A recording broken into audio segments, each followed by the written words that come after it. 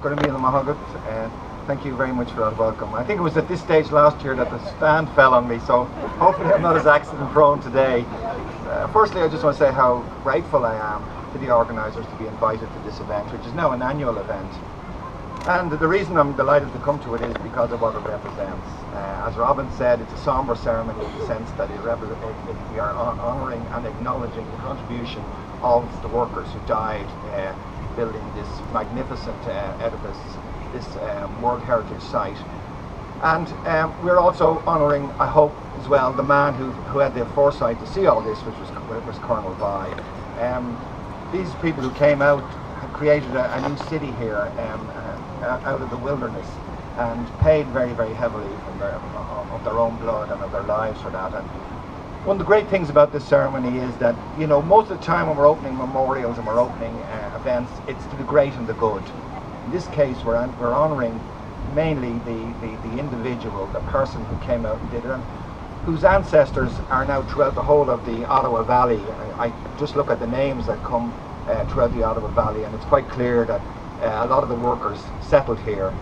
I think the bulk of them are probably from the province of Munster, because the names are very Munster, and Donoghue and these names, they're from the very southern part of Ireland.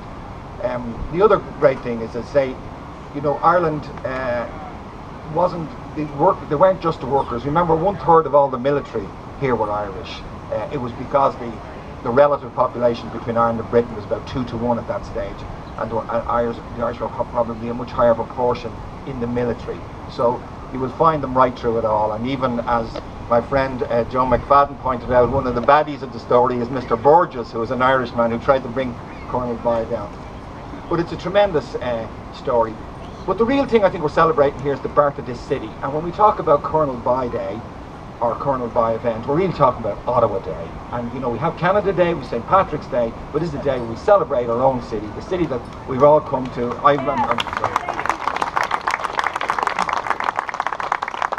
Although I was always slightly taken back by the term Bytown, because I lived in Denmark, and the word By just means town. So when you say Bytown, you're actually saying town. I know that's a complete irrelevance, but I like to say it. But it's a great pleasure and a great honour to be served as Irish Ambassador to Canada. And it's an even bigger honour to be the Irish representative in this city.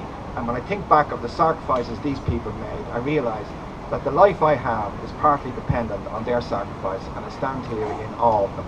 Many thanks.